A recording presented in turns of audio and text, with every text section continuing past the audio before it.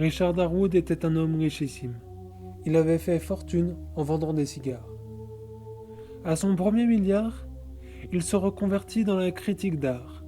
Mais cela n'était qu'une couverture et un prétexte pour acheter des œuvres originales qu'il revendait 10 fois plus cher ou bien qu'il gardait pour son musée privé. Lors des prestigieuses ventes aux enchères d'art, son simple nom assurait la fin de la vente, car il avait tout acheté. Ainsi, il possédait des tableaux de grand prix, des statues de grands sculpteurs et des centaines d'œuvres célèbres que les plus grands musées auraient souhaité présenter. Son musée privé était un immense château où il ne venait que rarement, et ses portes n'étaient jamais ouvertes au public. Il était réservé aux quelques soirées mondaines que Richard Darwood organisait. C'était l'occasion pour lui de se pavaner, en montrant sa richesse et son goût artistique. En réalité, il ne savait rien de la peinture ni de la sculpture, seulement le nom de l'artiste et le coût de l'œuvre. Il accumulait ses achats pour se rendre intéressant et montrer sa richesse. Cela ne l'empêchait pas d'avoir dans son musée de véritables chefs-d'œuvre, le plus connu étant le tableau Le Cavalier Noir de Roberto Sicabio. Le chef-d'œuvre du peintre, d'après les spécialistes. Mais surtout, un tableau entouré de mystère et d'effroi. Tous ceux qui l'avaient possédé étaient morts de façon violente. Cette malédiction qui semblait peser sur le tableau l'avait rendu, curieusement, la peinture la plus chère au monde.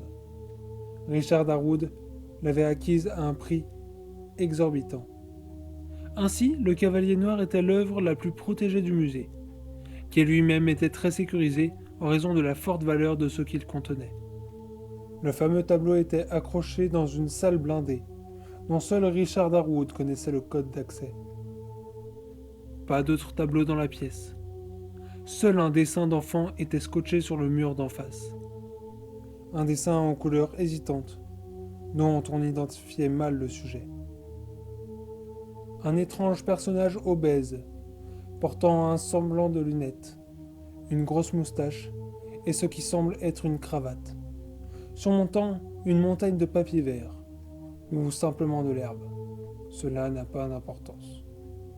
Il s'agissait d'un dessin d'un des petits-fils de Richard Darwood, qu'il l'avait lui-même accroché là. Ainsi, le fameux tableau était face à un dessin d'un enfant de moins de 5 ans. Pour Richard Darwood, c'était sa façon de se moquer de Sicabio et de son cavalier noir.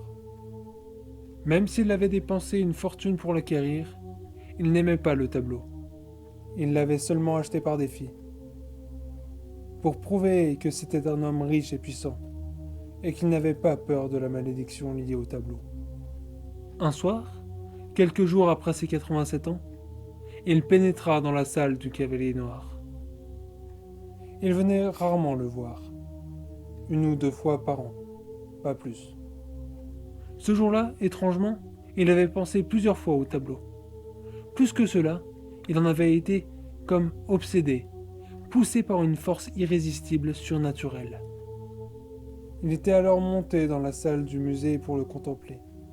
Il s'assit sur un tabouret devant la toile, qui était de dimension moyenne, et colorée violemment de rouge, de violet et de vert pâle. Pourquoi Sicabio l'avait-il intitulé « Le Cavalier Noir » ? On distinguait bien dans l'amas abstrait des couleurs une forme humaine, mais nullement celle d'un cheval. Alors, pourquoi cavalier ? Et pourquoi noir ?